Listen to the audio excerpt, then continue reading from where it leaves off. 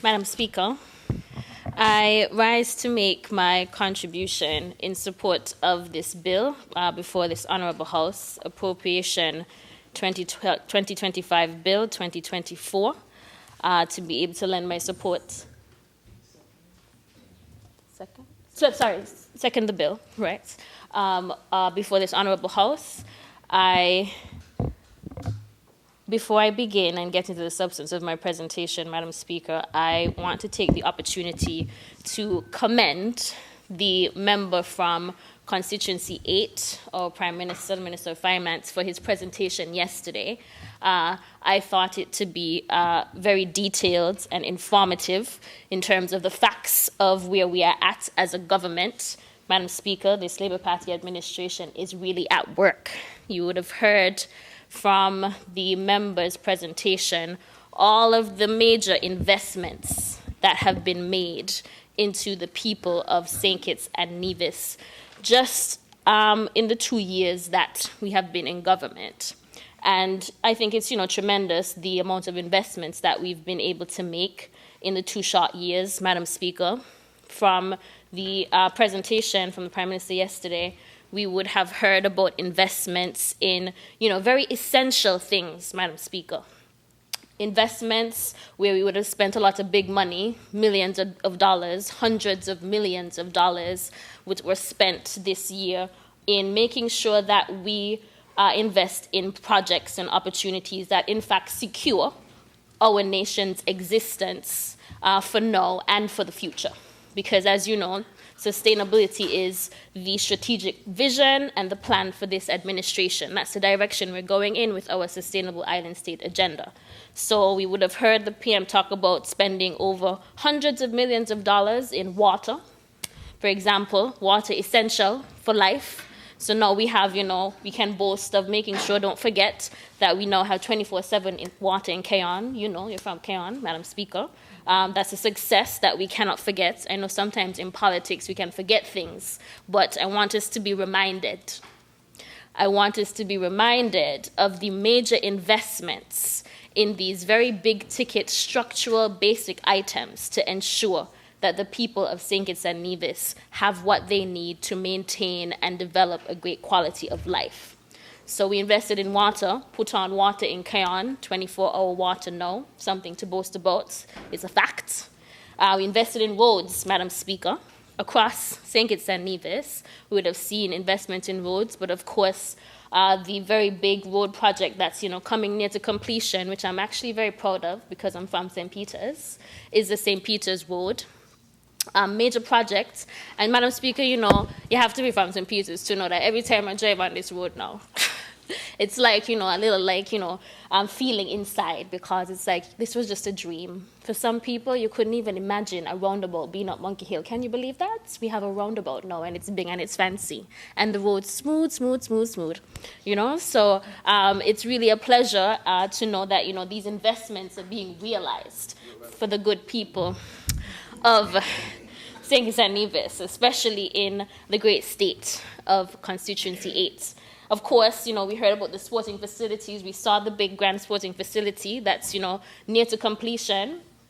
That's near to completion in Connery. Madam Speaker, again, major money, millions of dollars of investment into these very essential, very basic infrastructure projects that are necessary for community development, for our human and social development, for our posterity, Madam Speaker.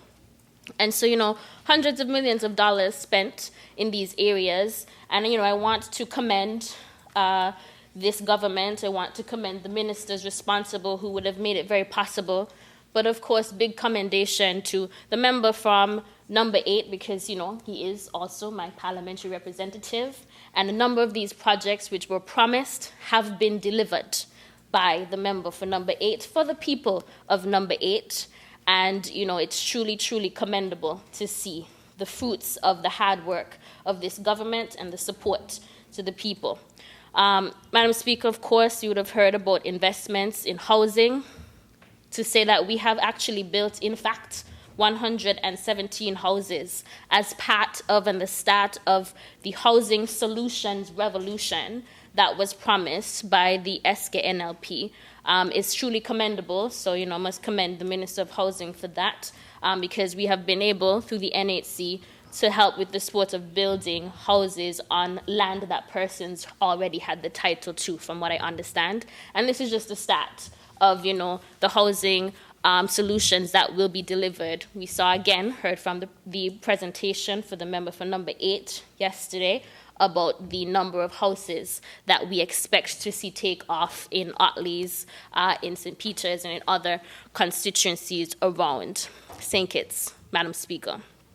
And so, these investments, again, they may not have, a sense of immediate return, but these are investments that are made into very vital infrastructure, very vital institutional things that will outlast persons who are here now and persons who come after us. And so, great commendation to this government and the ministers who have been at work in those areas. Madam Speaker, again, from the presentation yesterday, it was very astounding to kind of see the value of investment in human and social development. And, that's something that certainly stood out to me, of course, being minister responsible for human and social development. To be exact and to quote, was $320 million cumulatively, collectively, is spent on social subsidies and programs. So social subsidies, Madam Speaker, we're talking about things like, the subsidies we put into electricity, in terms of the FBC that is saved, that is, the consumers do not have to pay. That is something that is borne by the government through SKELEC. Subsidies on the cost of gas, because we would have tried to cushion our people from, escalating costs in terms of petrol. We know social subsidies are provided. The PM likes to speak very proudly of the Children's Medical Fund, which is money put aside.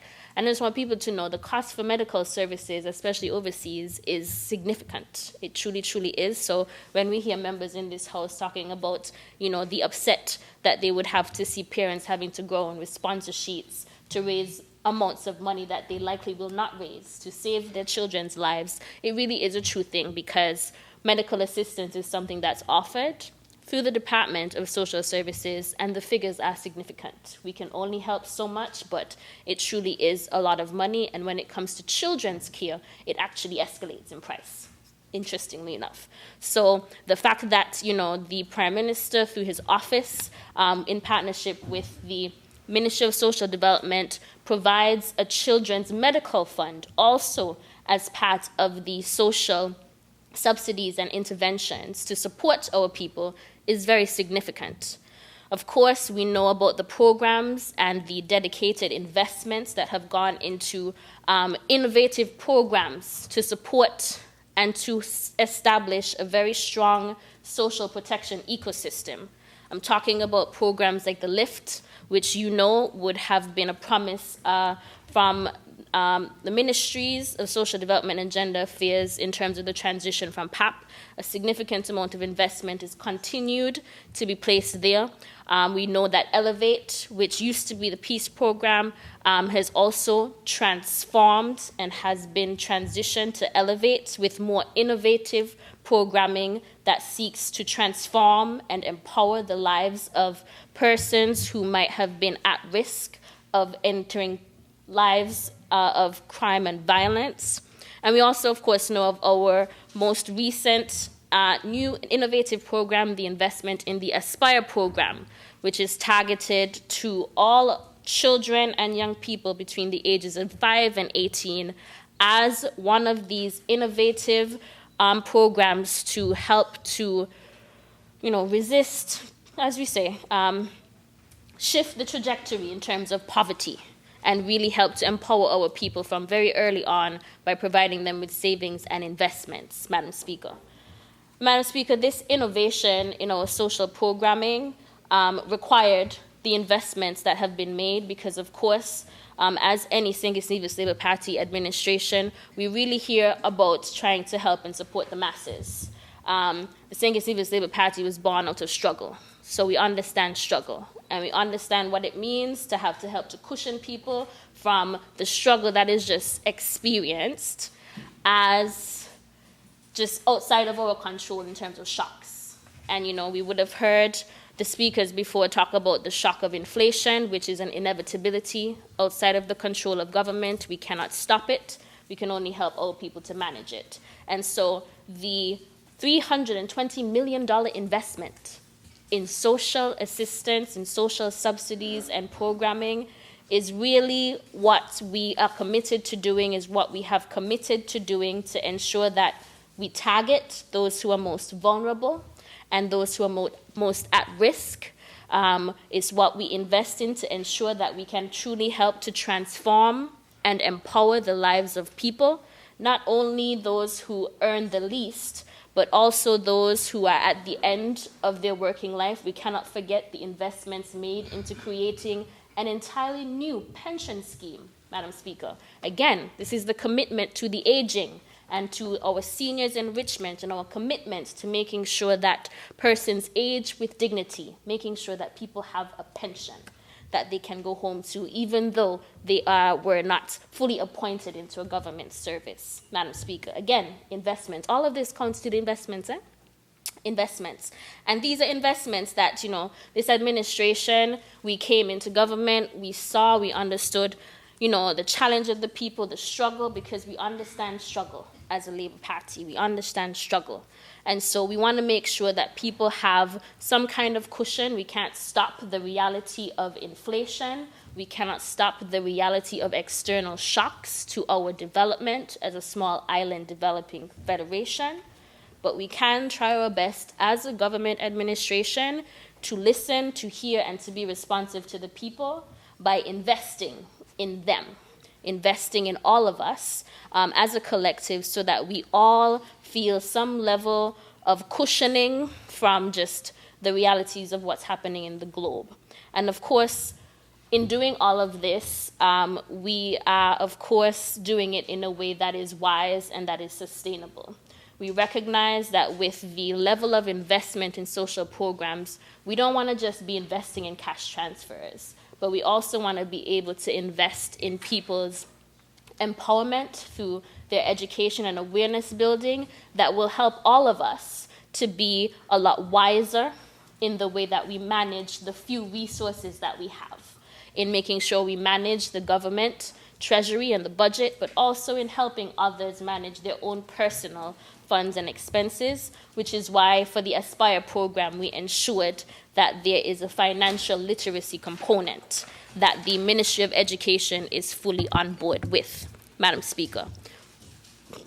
Of course, just to add in terms of, the other areas where we would have heard the member from number 8, our Prime Minister, present on yesterday in terms of investments, healthcare.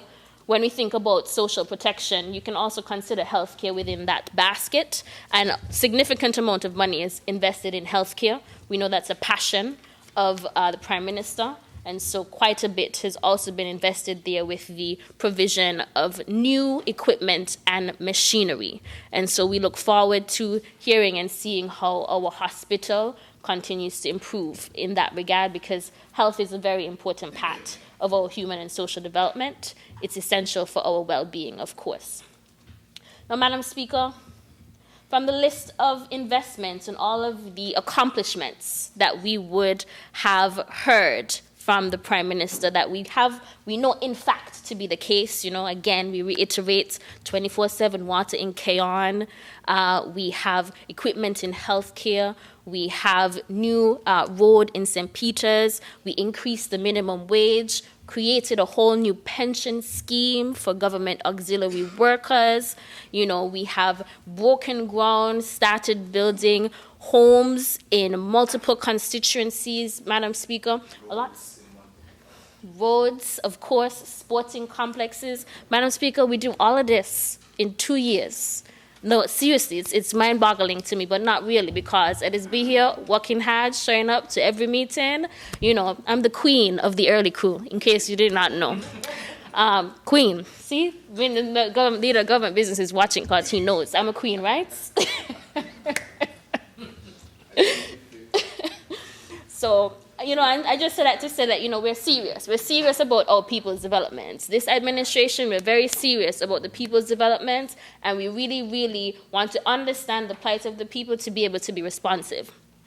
And it may seem and appear as if we are slow in being responsive to the people, but it's not that at all. It's that we've had to make some very significant investments in some key areas that might not translate immediately in terms of, feeling it in your pocket or seeing it on, your dining table.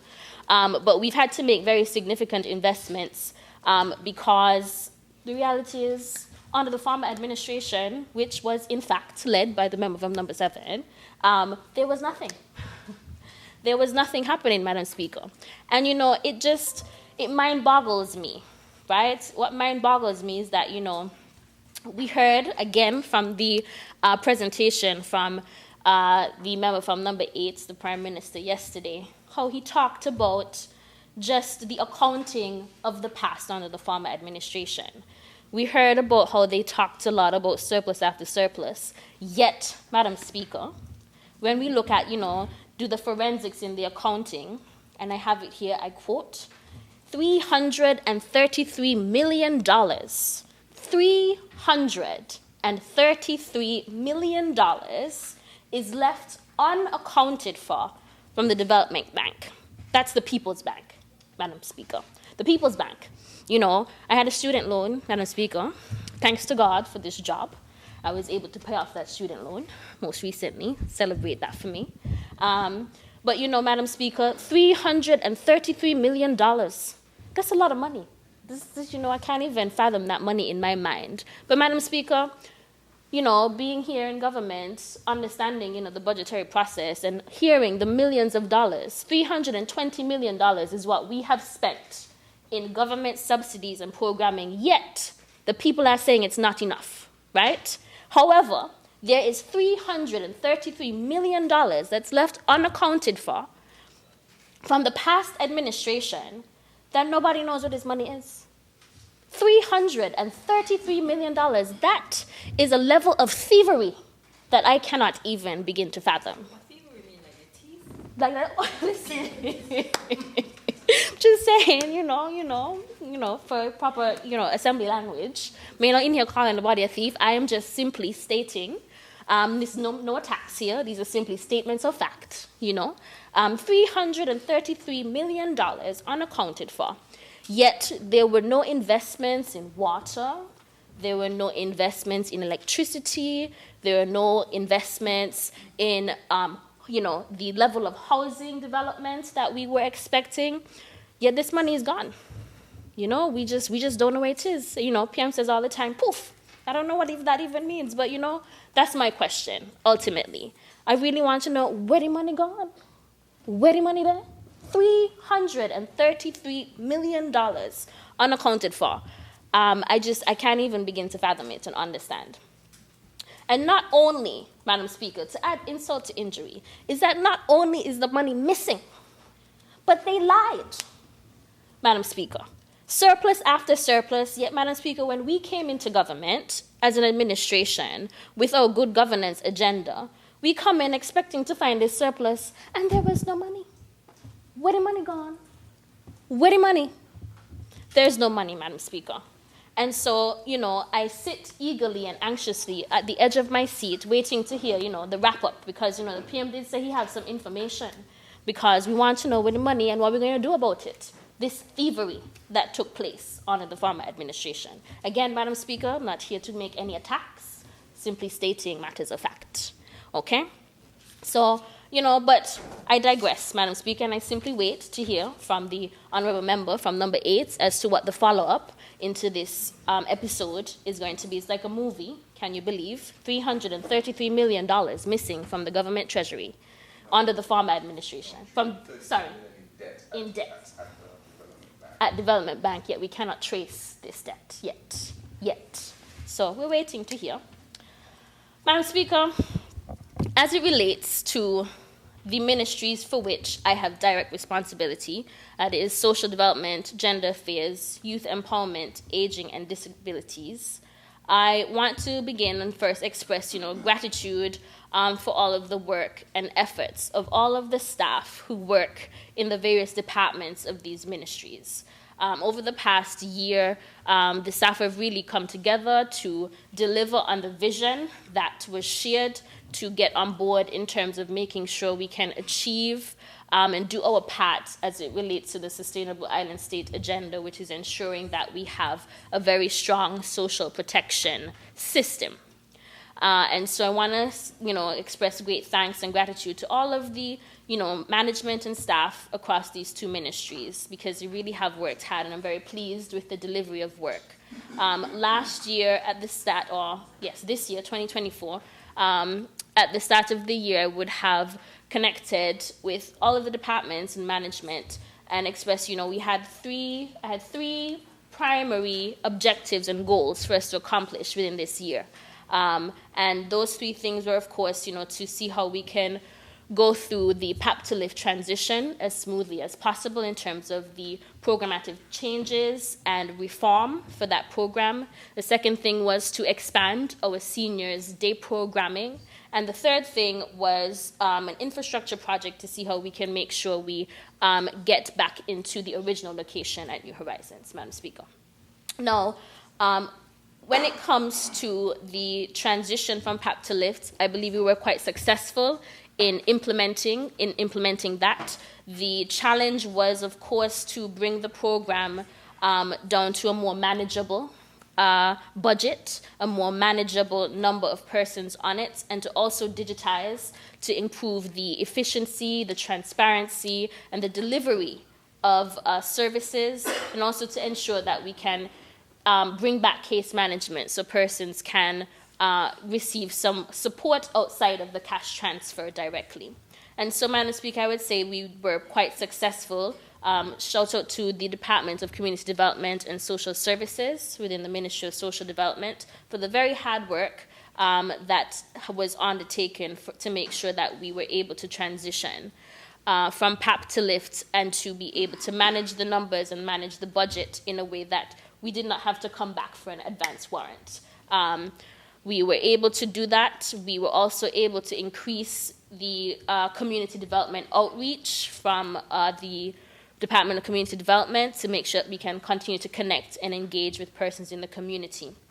Digitization of the delivery of our social services was also part and parcel of that programmatic transformation. So I want to give thanks to the Ministry of IT for their support in helping us to transition our programming. We now have online applications. We also want to thank the proprietors of JAD Cash for also working with us as part of the delivery of our school uniform assistance program. That's one of the programs that also has been transitioned to be a digital platform so persons can receive the benefit quickly and more efficiently. When it comes to aging, Madam Speaker, we were certainly successful in expanding our seniors enrichment program by starting seniors day program in an additional 3 communities. So now our seniors meet in communities including Sandy Point, Tabernacle, and Otley's. We would have originally started that programming in St. Peter's, East Bastia, and St. Paul's. And so I'm very pleased and proud to know that we were able to, and we will be coming to Central. I am very pleased that we were able to expand as we promised in those areas, and the commitment remains for us to continue maintaining these programs in 2025. I must say that the numbers for these programs, we on average typically have about at least 25 persons at each program. Just a reminder to folks, it is open, it's free for any able-bodied senior who is able to get to the community center where these programs are being held, and so we are always open and encourage any new persons. This is an opportunity to ensure our seniors continue to age well, to age with dignity, and get some sort of interaction, which is actually good for their mental and social health and well-being. In relation to disability, Madam Speaker, we would have heard it mentioned in the movers' presentation that we are moving steadily along with alacrity, it's a word the member from number 9 likes to use, on consultations in order to finalize the draft of our national disability policy. So that work has certainly started and is near completion. I anticipate and expect that we'll come back to this Honorable House in 2025 to table those documents. This is something that persons living with disabilities from the community have been advocating for a number of years. And so I'm really pleased to be part of the administration that has helped to bring this to fruition for persons in the community, especially since this budget, as you can see, is focused on inclusivity. And so this is part and parcel of that commitment. When it comes to youth, Madam Speaker, youth engagement, I'm very pleased with all of the work that the Department of Youth Empowerment was able to complete and get done this year. We were able to increase visibility and engagement with young people. Our summer camp, which I believe everybody knows, actually increased. We had an increase in the number of campers of 25% this year. The number of campers who signed up for summer camp increased by 25%. We went from 200 last year to 250 in 2024. And so we want to thank all the volunteers who come out to really help us manage our summer camp and implement and execute that. I think summer camp is a really great opportunity for children to be able to find something positive and something edifying to do during the summer months. That's 2 weeks out of the summer months, and it is one of the flagship programs for the Ministry of Youth Empowerment in the department. And so we want to thank the parents for putting their trust in us. So we look forward to hosting that again, 2025.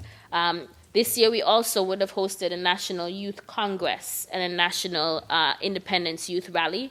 Madam Speaker, the Department of Youth Empowerment decided to add these activities to the calendar because we recognize, especially now in light of the transition and the paradigm shift that is taking place, that we really need to have our young people engaged and involved, particularly on some very important and key issues and social problems that we're facing, specifically violence and crime, climate change and sustainability, and mental health, Madam Speaker. And these 3 topical areas have actually been primary to a lot of the engagements that the Department of Youth Empowerment has been implementing and executing with the young people. We brought these young people together for the Youth Congress to discuss violence and crime, particularly looking at it from a public health issue. We would have had them at the National Youth Rally again. We would have seen them advocating around peace and security because, unfortunately, by that time we would have heard of the murder of the young child who was with the adults in the countryside that were found dead in the vehicle. Again, a casualty from gun crime. And so our young people are listening, Madam Speaker, and they are aware of what is happening. And so if we're looking for solutions, we cannot neglect to ensure that they are part and parcel of the conversation.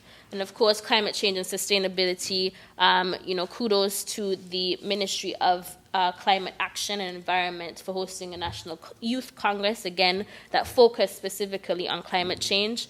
Sustainability and the SDGs is a framework that underpins all of the work for the Department of Youth Empowerment. I always encourage the youth officers to frame any activity within the Sustainable Development Goals.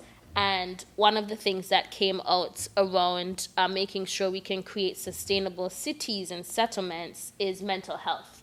That seems to be a big topical area for our young people.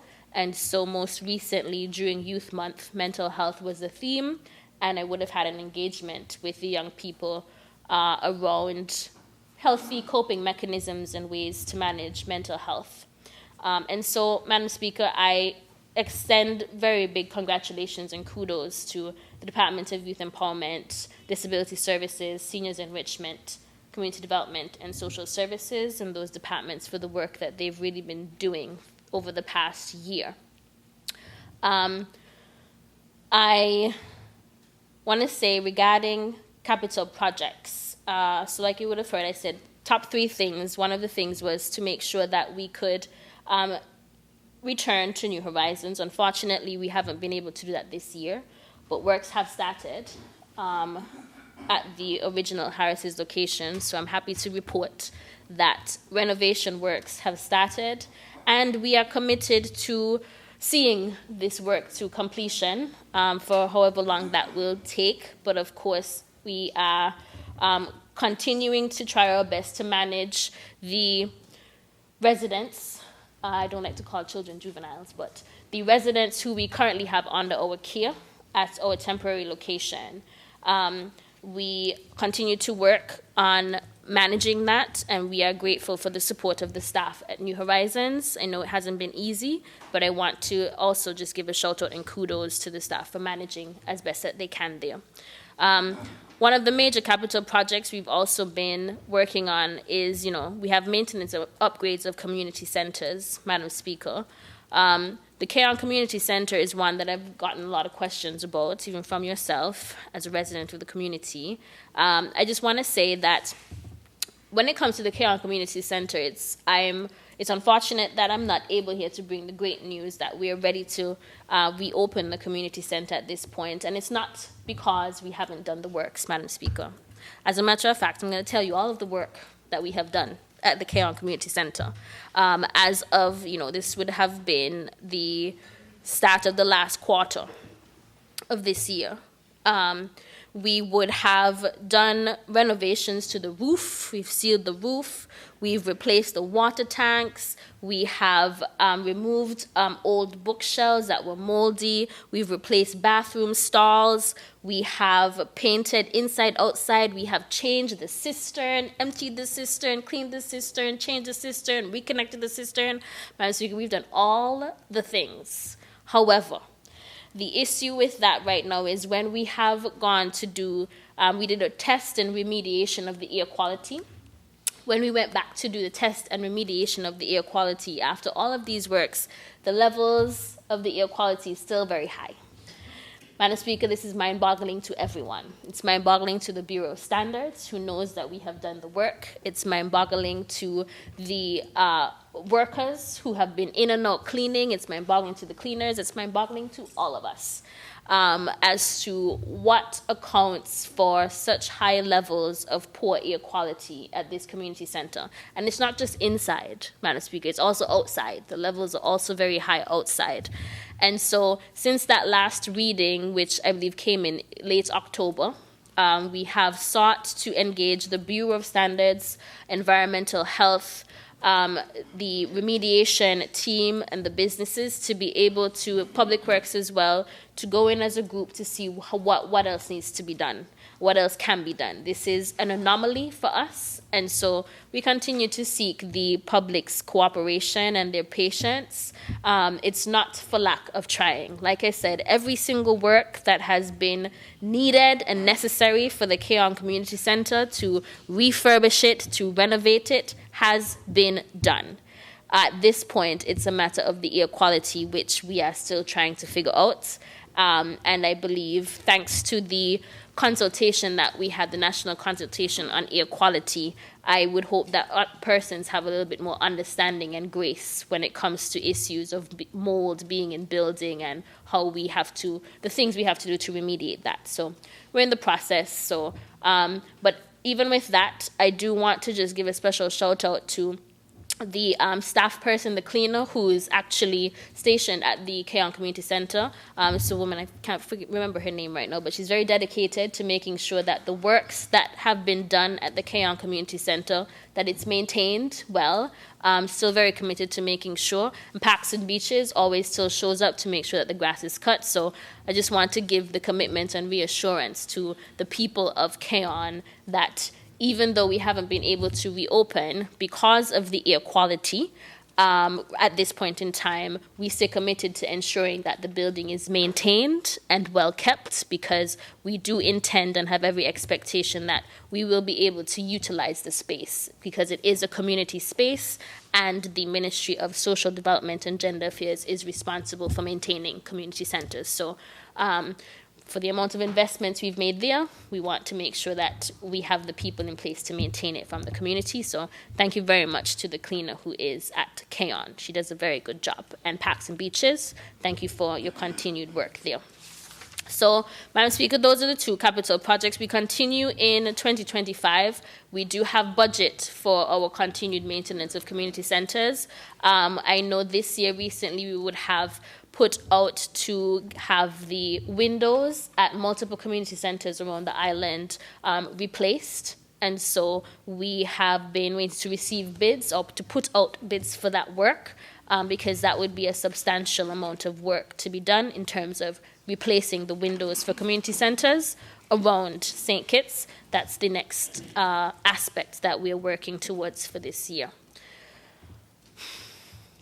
Madam Speaker, for 2025, the recurrent budget for the Ministry of Social Development and Gender Affairs, Youth Empowerment, Aging and Disabilities, the budgets are being maintained around the same levels as last year.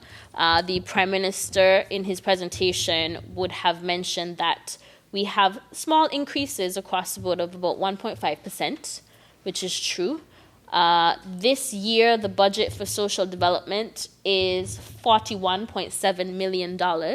It's about $500,000 more than it was last year. Last year, we had a budget of $4.2 million. In youth, aging, and disabilities, we also have a small increase. Our budget this year is $3.1 million. Last year, it was $2.9 million. And so, always grateful for anything. Anything extra is nice. However, technically, we are maintaining. We expect to maintain the investments that are made, but the focus this year, of course, first will be focused on improving what we are able to deliver and provide for people as it relates to responding to the needs for social protection. Madam Speaker, social protection can be very broad. When we hear social protection, we can contextualize that similar to how it was presented yesterday in relation to right now the shock that we're facing across the world is the shock of inflation. That is the hike in prices that refuse to come back down. And we're feeling it. Both the mover and the presenter from the opposition would have spoken quite in depth about inflation and the reality of inflation, that it's something that this government, no government can control. We cannot stop it. We cannot change it. We can only help more people to manage it.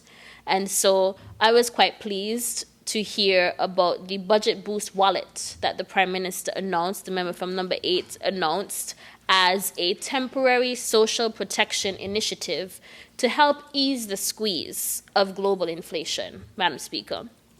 Now, inflation as a developmental shock certainly does require governments to act. And we're seeing governments around the world trying to do different things. But here, of course, in St. Kitts and Nevis, we're lucky to have a St. Kitts Nevis Labour Party government in administration right now. Because, Labour Party governments have always been responsive to the struggle and the needs of people. And so with that, the budget boost wallet that was announced is actually quite a great initiative, because this is a benefit that recognizes that, it's more persons outside of those who earn the least that really feeling the squeeze still. The external squeeze, the squeeze that we don't have any control over, which is inflation. Remember, the shock we're talking about is inflation. And so with this budget boost wallet that was announced, it's targeted to help persons earning less than $5,000 in salary. That's your base salary. So when it was announced, I already had some questions, which salary? But, it's your base salary. It's the earnings that are reported to Social Security. So if you earn less than $5,000, you are able to receive this social protection benefit.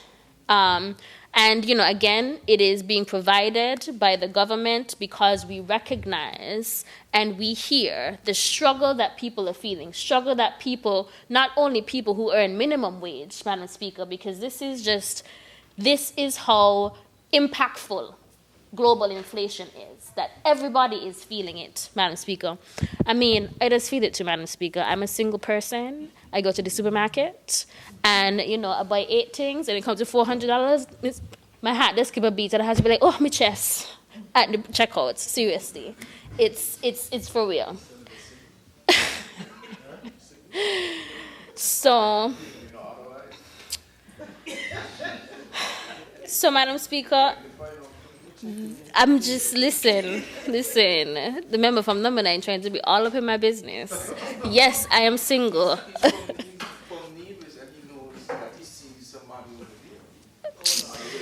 So let's move on. Thank you.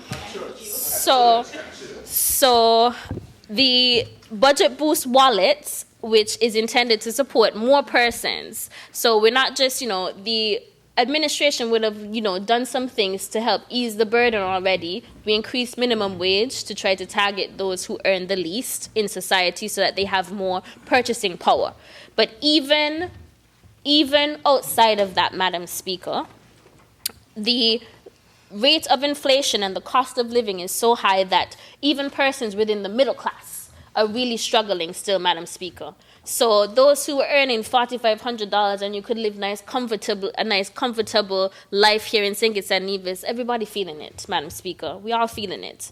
And because of that, because this administration is one that understands struggle and we want to be responsive to the people, we've come up with an initiative that seeks to really help to cushion the impact, to cushion the shock of this hurricane of inflation that is plaguing all of us, states all across the region. Inflation, something that we cannot control. And so that is what we mean when we talk about being inclusive, Madam Speaker, when we talk about policy for the people. Right, Madam Speaker? So I hope people can consider and recognize the innovation that this government has in being able to try to respond to the social and developmental needs of our people. And I would really hope that with the implementation of this initiative, that it is well received and that the efforts can be appreciated. Because based on quick data from Social Security, this initiative stands to support and help benefit over 22,000 people, Madam Speaker. That is how many earners we have of persons who earn less than $5,000. This is, not just, those who are in lower income brackets, but those in the middle class too, because everybody feeling it, and we want to be responsive. We want to be responsive to help cushion and support persons from the shock of global inflation, something that we cannot stop, something that we cannot help, something that we did not cause. However, as a responsible and responsive Labour Party government, we are here to help people manage it, Madam Speaker. So, I am happy to join the member from number 8 as we talk about this investment budget, because we're all about investing in the people and powering progress. Because it really, for me, really helps to support and buttress the way I think about the vision for the ministries for which I have responsibility for 2025, Madam Speaker. With a budgeted amount in recurrent expenditure that's pretty much the same as it was last year, it gives us, not as much room to do additional or extra new things. However, Madam Speaker, I do believe that the work that we've been doing through the ministries to support human and social development is significant. I believe the programming that we have established is valuable. However, I do believe we can always look internally to see how we can improve what we're already doing. How can we do what we already do better? How can we ensure that we are more responsive to the people? How can we ensure that we deliver better customer service, that the experience of persons who seek out social protection is more positive, is more dignifying, is more responsive. How do we do that? How do we do that better? How do we improve our programming so that it is more accessible, so that it is more impactful, so that it's more beneficial to empowering people and lifting people out of poverty, Madam Speaker? How do we ensure that we deliver on our mandates of sustainability, of our mandate of social protection, of sustainable social protection? How do we do that? And Madam Speaker, I believe we need to do that through partnerships. And so for 2025, I would say that the Ministry of Social Development and Gender Affairs, Youth Empowerment, Aging and Disabilities, our focus is going to be on improving in all areas. We want to focus on people, we want to focus on programming, and focus on strengthening, improving, and creating new partnerships. This is how I believe we will be able to strengthen our social protection ecosystem. So, Madam Speaker, when it comes to people, of course, we are talking about inclusivity. We want to focus on making sure that the experience of the majority of people who come to social services, that their experience is one of care and compassion, one that is provided with some case management. Madam Speaker, what I understand is that under the former administration, the directive to social services was to stop case management. No, as somebody who works in social policy, that was a little bit confusing to me. I don't understand how you can have social services and no case management. So I was like, no. That's not going to happen anymore. We're going back to case management delivery, and this is something that we have been working with staff in the department to be able to improve on, to get some training on, because case management is absolutely important if we're looking to really empower people beyond just giving them handouts. We need to understand people's cases, understand the nuances of their situation to be able to identify which programs, which interventions is best suited to assist. And so case management delivery is an area that we are looking to improve on. It's an area that we're looking to make sure that we show up to be able to be more responsive to the persons who we currently serve on the multitude of social programs that we deliver through the Department of Social Services, because that is how I believe we will be able to be more responsive to the people and be more inclusive in our approaches. Programming. We want to be more innovative in our program delivery. And so for the programs, the flagship programs that we currently have, the programs that are being funded through our recurrent expenditure, we're always in discussion around how we can improve the efficiency and delivery of our programs through digitization.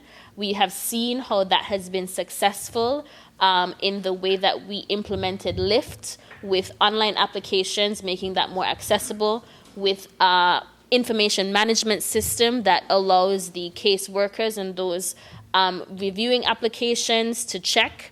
And we've also seen how digitization through the use of different digital and electronic platforms can help with removing stigmas around social service programs, such as using JAD-Cash. We decided to use JAD-Cash for the delivery of our school uniform assistance program. And we continue to be in consultation and conversations with stakeholders around what else we can do to be able to be innovative in the way that we administer our programs, but also in making program policy adjustments so that we can target those who are most vulnerable to make sure that the safety net is available for those who need it the most. And with all of that, with our programming and our thrust to be innovative, we want to, of course, continue with the improvement of data collection and analysis in terms of the questions and the surveying that we do to those who benefit from our programs. Madam Speaker, when it comes to sustainability, partnerships, I believe, is very important for that. If we want to be sustainable and create a social safety net that truly is resilient, we need to do so with partnerships. The ministries, a lot of our work is done with the support of non-governmental agencies, community-based organizations, multilateral agencies, and partners. And we want to be able to maintain this support that is offered, whether that's in kind or in technical assistance or in direct funding. We recognize the value of partnerships for the sustainability of our programming and interventions. And so partnerships is something that we want to continue to build, to strengthen, and to create new ones. I believe partnerships is also very important just for our functioning, our effective and efficient functioning as government as well. So that's how we'll be able to achieve sustainability. I don't think we can be sustainable without partnerships. And so people, programming, and partnerships, Madam Speaker. We talk about people, we're talking about inclusivity, we talk about programming, we're talking about innovation, we talk about partnerships. That's how we're going to make sure we are sustainable in our approaches. So, Madam Speaker, the investments in our people and our efforts to create more inclusive societies really, I would say, over the past year have manifested and have been demonstrated in a number of ways, I would say, ways that I'm particularly proud of, and to reiterate some of them. Again, our thrust for inclusivity in our people focus, our draft disability policy, which is on the way. The aging policy and regulations for senior care homes, that's something that we intend to be moving on in 2025 as we complete the disability policy. Because, Madam Speaker, one of the things that I've learned and I've come to realize and observe in working with the seniors is that we have a number of seniors. We have a lot of old people here. We do have an aging population. Lovely people, though. But we also have a lot of persons who are being neglected and abused. And, it's really heartbreaking to see that, I believe for any society, your children are the most vulnerable because all children are at risk. But we cannot forget that our seniors are also at risk. Our seniors are actually also a very vulnerable population because there are people who abuse them financially, physically, emotionally. They just neglect them, forget about them. And some of this abuse, we recognize, takes place in some of the very care homes that are established or supposed to be established to look out for and take care of our seniors. And so we want to be able to develop an aging policy as well as to establish regulations for senior care homes. I think this is important to be able to set a minimum standard of best practices when it comes to caring for those who are aging and vulnerable. And so that's something we're moving on. When it comes to home care, the demand for home care assistance is actually very high, Madam Speaker. The latest numbers I got, we currently have, it is 74 males and I think 94 females who are seeking home care from the government.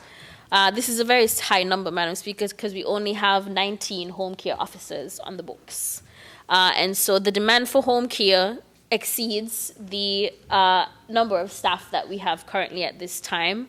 However, thanks to the STEP program, we've been able to employ a couple others. And it is my hope and expectation that, as we think about transform and reform of our social programs, including the STEP, that we'll be able to kind of redirect to be able to get persons trained in areas where we actually have need in the labor market, and that one of those areas is home care, most definitely and significantly. So I want to say that to encourage persons, especially young people, we need more young people thinking about care work as career opportunities, as career possibilities, because we have an aging population.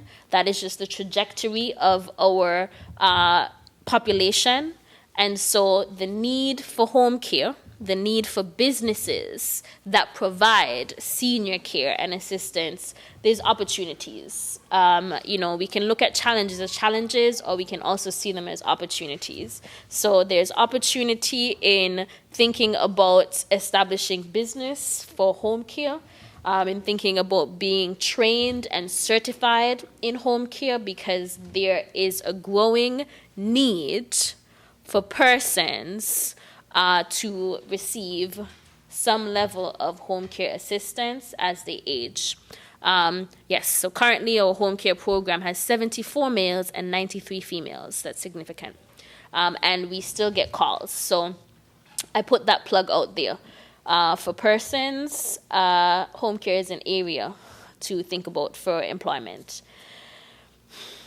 When it comes to youth engagement, Madam Speaker, we like to encourage youth groups to register with the Department of Youth Empowerment. The Department of Youth Empowerment, you would have heard, we would have done quite a bit of work in increasing our engagements with young people. We held engagements on multiple topical areas, as I would have said: youth and violence, youth and climate change, youth and CISA, youth and tourism, youth and mental health. All of which are very significant, Madam Speaker.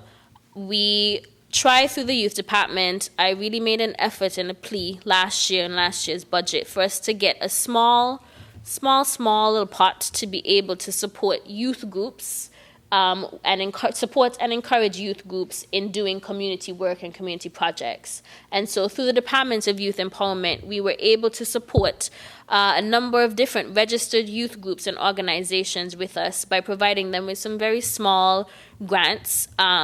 We would have assisted over 20 organizations, assisted over 29 organizations who would have submitted formal requests to the ministry for some sort of financial assistance or assistance in kind through facilitation also, or training.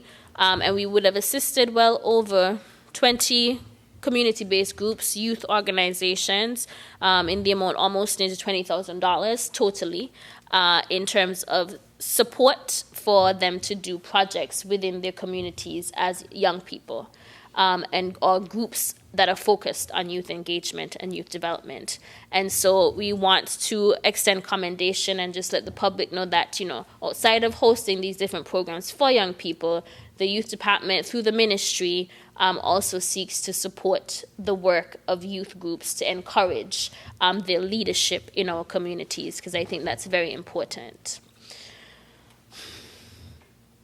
Madam Speaker, the last month, November, was Youth Month, and the theme for Youth Month was youth and mental health. Mental health matters. This is a particular area that I believe is significant, and it's significant because it is something that the young people talk about themselves. It's an area that they always bring up. And I think we should be concerned because they're concerned. They're concerned about it. Madam Speaker, our children and young people are growing up in a very unstable and confusing world right now. There's a lot happening. There's a lot of wars happening. There's instability happening. We as adults are here wondering how we're going to survive with all of this rising prices, and all this conflict that's taking place, and all this violence and crime. But we can't forget our young people are not isolated. They also know what's happening. And they're also experiencing their own bouts of depression, their own bouts of anxiety, their own fears. They're also angry. They have their own trauma. And so they're going through their own things, Madam Speaker. I would say luckily we do have a number of young people who demonstrate great potential for leadership. And I want to take this opportunity, this time, to mention our remarkable teens who were awarded in November last year right here in this honorable house.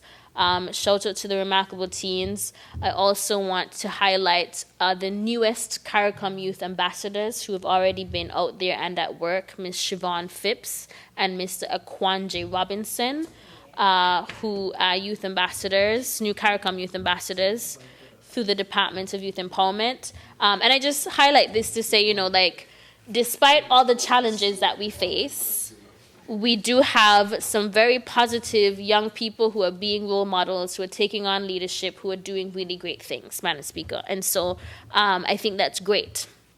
However, we cannot ignore the fact that we also have far too many children and too many young people who are traumatized, who we have far too many adolescents and young people who are angry and depressed about their life circumstances. We have a lot of young people who are anxious about their futures, about their own independence and their own ability to earn money. Because our young people know if you want to get anything done, you need to have money. And so they themselves are concerned about how they're going to be able to make money, earn money, to escape whatever it is that they may be going through. And this is where we talk about, the mental health of our young people. And I just want to, I say we have far too many, but I'm going to give some numbers here because this is, I think, important for us to think about and consider. We're talking about our nation's children. Just some quick statistics from the Department of Probation and Child Protection Services. When I say we have far too many children who are traumatized, from intake, and this is for the first 3 quarters of the year, the Probation and Child Protection Services reports 177 cases. This is persons who come to the department with some kind of issue around child protection. 177 cases. I feel that's like a lot.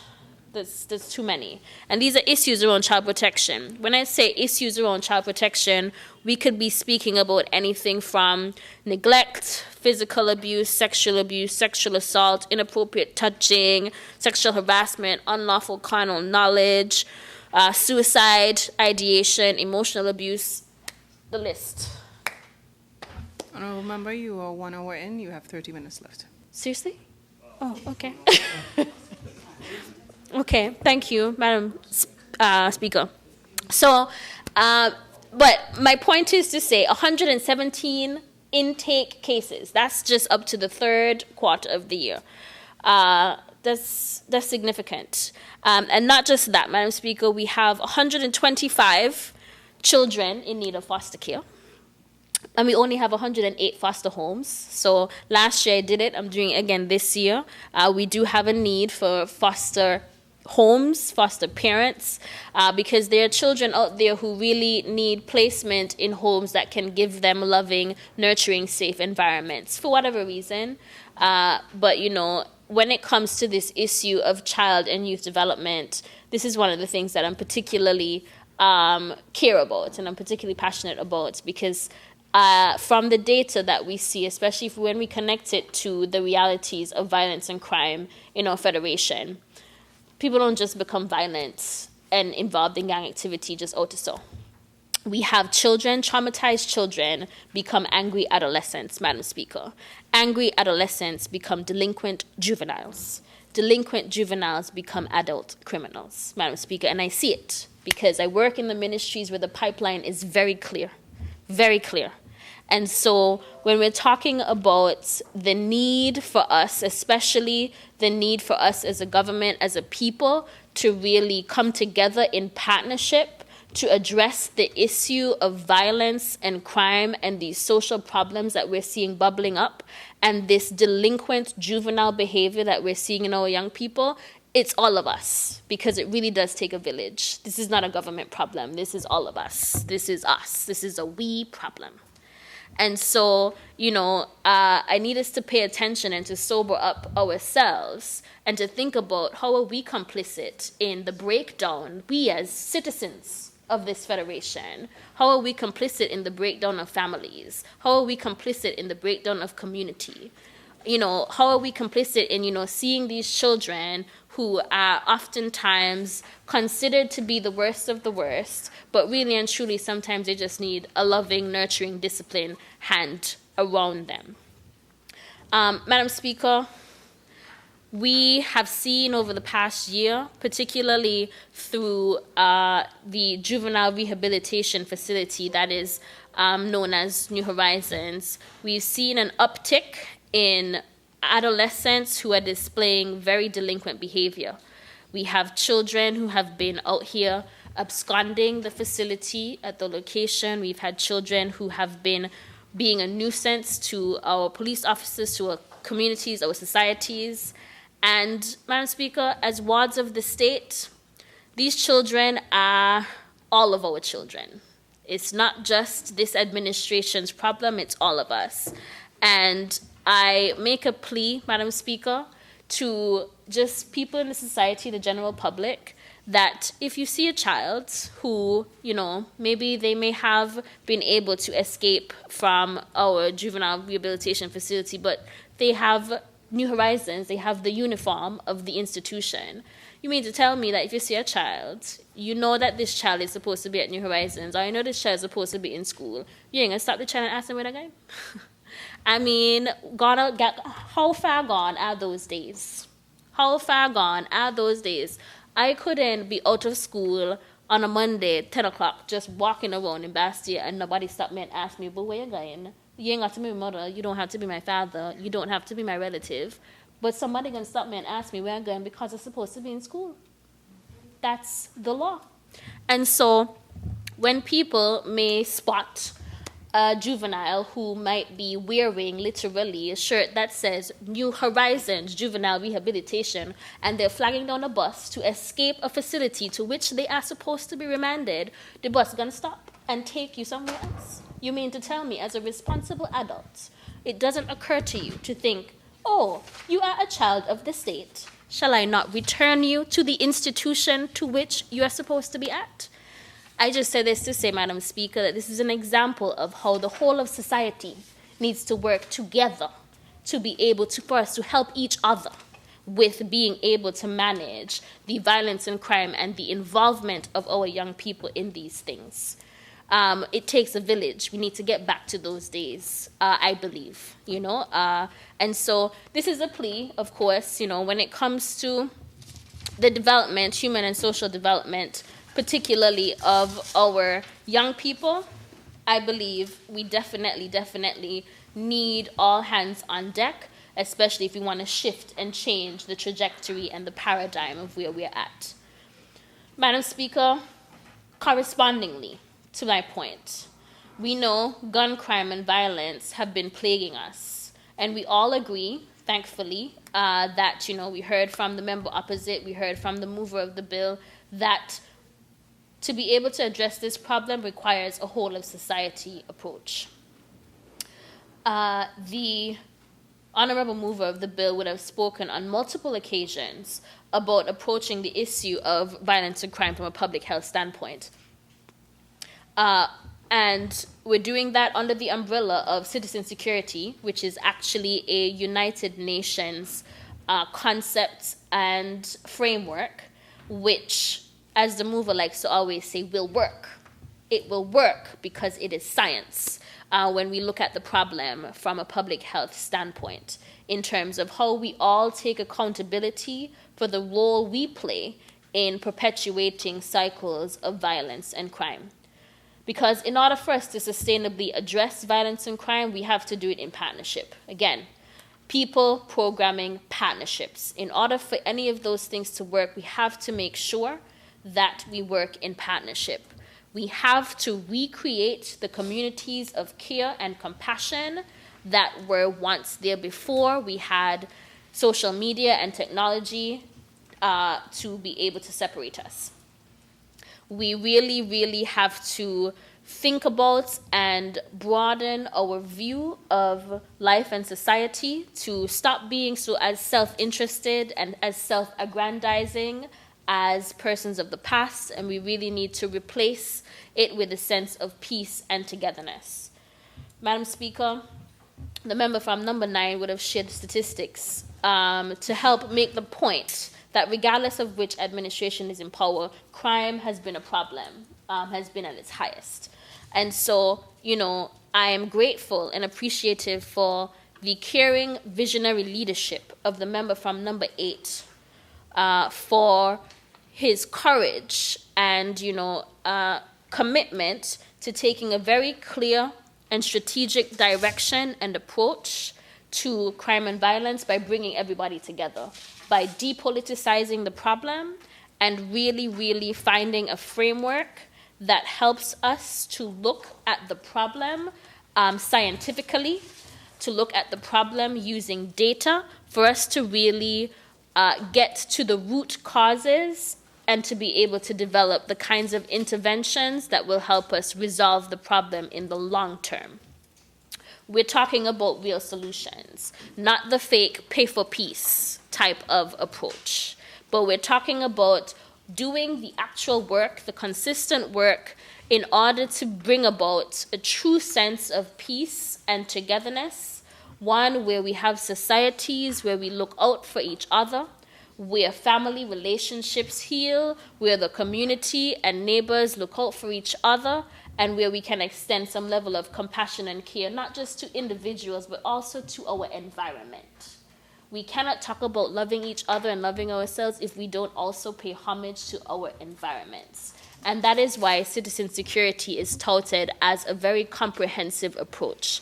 It not only focuses on national security, which focuses on justice and punishment, but it considers individual well-being and security. That's what citizen security is about. It's about encouraging us and imploring all of us to think about, as individuals, how do we ensure we take care of each other? How do we all play our parts in taking responsibility for teaching and building awareness and civic responsibility for actually creating a country where peace abounds? That is what we're trying to do, and that requires partnerships, Madam Speaker. And so I want to encourage and express the commitment from the Ministries of Social Development and Gender Affairs, Youth Empowerment, Aging and Disabilities, as we, have the work of, focusing on programs and interventions for human and social development. We'll continue to stay committed to driving community and human social development through our programming, through our focus on people, through our focus on interventions, and through our focus on partnerships. We will stay committed to utilizing the budget that has been provided to improve on all of those areas in our service delivery, to improve in making our programs more innovative for sustainability, and to also improve so that we can establish greater partnerships from persons in the community, from across the government in terms of interministerial partnerships, Madam Speaker. We're committed to doing that, and I am pleased as the Minister to be able to work with the Prime Minister, particularly, the member from number 8, on accomplishing citizen security, and doing so by driving it and looking at it from a public health perspective. I'm truly happy and pleased to be part of that initiative because I do believe it will work. As the member likes to say, it will work because it's science. We know he's a medical doctor, so he really believes in it. And we have the data to suggest that it can and it will work. So I want to extend gratitude to the people who have formed the Advisory Council for Citizen Security, meet with them regularly, to the persons, the coordinator, Ms. Carey, and the staff who take on the extra responsibilities of working from a secretariat to, especially throughout the 90 days, for the 90-day campaign. That focus was really on getting out into the communities. There were a number of conversations that were had with community members and community groups about violence and crime and how it's manifesting and what persons think needs to be done in order for us to address it as whole of society. And those engagements were quite successful. Grateful for the support of members from the Nevis Island administration. They would have invited us over to also spread the information, raise awareness, because we truly, truly believe this is something that can work, but only if we do it together. And so we'll continue in that vein. Madam Speaker, I know I recognize my time has come down, but concluding now. So You have just over 15 minutes. Just over 15? Okay, good, that's good. I can have Okay. discussion of This is true, okay. discussion of your good colleague. It's okay. I want to give room for others. So that was on citizen security, Madam Speaker. I want to reiterate again the vision and view, the impetus for the ministries for which I have direct responsibility. We're really focused again this year in terms of channeling and using the investments that we have, the large investments that are already made in social protection. We just want to be able to improve what we're already doing across the ministry, Madam Speaker. And we want to improve with the focus of on people, of course, responding to our clients, to be able to improve our customer service in our delivery, to be more responsive, to really understand the struggle of persons, to see how we can connect better in, just the established systems that we have, focus on the people, to be more inclusive so that the net goes further, that we're not only just looking at persons who earn the least, but we also want to be able to see how we can support people in being empowered. Programming, Madam Speaker. We want to be innovative in our programming. We deliver a lot of interventions, a lot of programmatic solutions. I'm one of those people who, if it's not working, I don't have a problem with doing something different. And so we continue to stay committed to collecting the data and information on the programs and interventions that we already deliver. I am always open to constructive feedback to see how we can improve on how programs are delivered, to make sure that we reach the people who really need these programs, Madam Speaker. And of course, partnerships. We need partnerships for sustainability. I must thank all of the multilateral partners, all of the local non-governmental private sector partners who work with us. Our community development officers are often out there working in the communities to see how we can host different things in the communities that bring families together, all ages of people together, because we're also committed to rebuilding a true sense of community among us, so that, again, we can truly become the country, a nation where peace abounds. And so with the focus on people, programming, and partnerships, I want to express and, ask for the continued cooperation and patience and support from the general public in the endeavors of both the ministries. I look forward to sharing more in the new year as to what the specific focus, listen out for program and policy changes and adjustments, because of course, as we choose and want to be responsive, we also are committed to being good stewards, the best stewards of the resources that are attributed to these ministries. And if we want to be, we can't grow and improve if there's no change. So when the time comes for change and transition and transformation and improvement, and the various policy prescriptions may have to be implemented, again, we continue to ask and seek out the cooperation and the understanding of members of the public. And just know that when it comes to social protection, it's here for everyone. That we are here to ensure that everyone who needs it the most is able to be maintained at a very minimum standard, where they can have food on their tables, they can have utilities in their house, and that they are able to access the resources and all of the benefits that are ascribed to all of us here in society. We want people to live well, Madam Speaker. We have the highest human development index in the region, and we aspire to maintaining that and to doing better. So with that, Madam Speaker, I would move to my conclusion, which is ultimately just for me to take the opportunity to express the great gratitude and pride that I have to be a senator in this National Assembly, to be a member of this A-team Labour Party administration, Madam Speaker. It really, really is an honor for me to stand in this honorable house as a senator. This is not where I saw myself at this point in time in my life, but I'm so grateful for the opportunity, because I truly, truly believe personally that, you know, the SKLP administration is the best thing for St. Kitts and Nevis. I don't know if I can say that. I truly, truly believe that.